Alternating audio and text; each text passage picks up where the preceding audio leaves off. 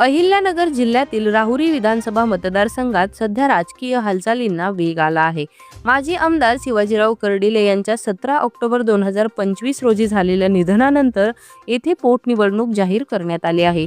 निवडणूक आयोगाच्या कार्यक्रमानुसार 23 एप्रिलला मतदान पार पडणार आहे, तर 4 मे रोजी निकाल जाहीर होणार आहे। या निवडणुकीसाठी भाजपने आपला उमेदवार जाहीर केला आहे आणि दिवंगत आमदारांचे सुपुत्र अक्षय कर्डिले यांना उमेदवारी देण्यात आली आहे। वडिलांच्या निधनामुळे निर्माण झालेली सहानुभूती आणि त्यांनी केलेल्या विकास कामांचा वारसा या जोरावर अक्षय कर्डिले मैदानात उतरले आहेत। मुख्यमंत्री देवेंद्र फडणवीस आणि पालकमंत्री राधाकृष्ण विखे पाटील यांनीही त्यांना पूर्ण पाठिंबा जाहीर करत या निवडणुकीत संपूर्ण ताकद लावणार असल्याचे संकेत दिले आहेत।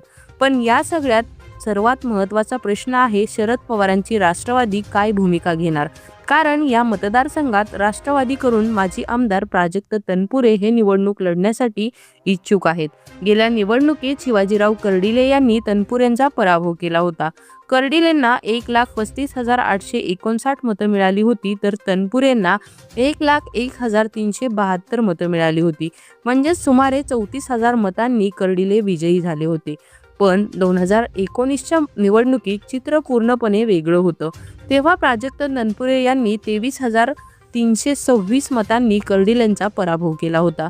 म्हणजेच राहुरीत दोन्ही नेत्यांची ताकद जवळपास समसमान असल्याचं स्पष्ट होतं।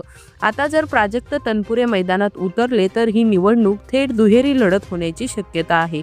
एकीकडे अक्षय कर्डिले यांच्यासोबत सहानुभूतीची लाट आणि सत्तेचा मजबूत पाठिंबा असेल, तर दुसरीकडे प्राजक्त तनपुरे हे स्थानिक पातळीवर मजबूत चेहरा आणि माजी मंत्री म्हणून अनुभव असलेले नेते आहेत। दरम्यान महायुतीकडून ही निवडणूक बिनविरोध करण्यासाठीही प्रयत्न सुरू असल्याची चर्चा आहे। त्यामुळे शरद पवार, राष्ट्रवादी आणि प्राजक्त तनपुरे हे तिघे काय निर्णय घेतात याकडे आता सगळ्यांचं लक्ष लागलं आहे। विशेष म्हणजे बारामतीमध्ये शरद पवारांनी उमेदवार न देण्याचे संकेत दिले आहेत। त्यामुळे राहुरीतही तसंच काही घडणार का हा मोठा प्रश्न आहे। पोटनिवडणुकीसाठी 6 एप्रिलपासून अर्ज भरण्यास सुरुवात होणार आहे, तर 9 एप्रिलपर्यंत माघार घेता येणार आहे।